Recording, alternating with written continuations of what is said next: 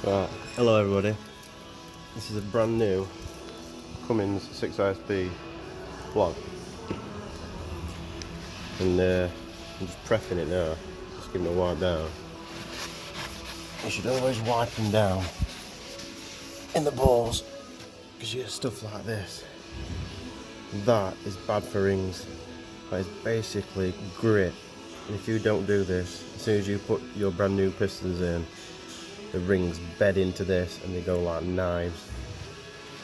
They don't bed in properly. So you should always prep a block. This is brand new.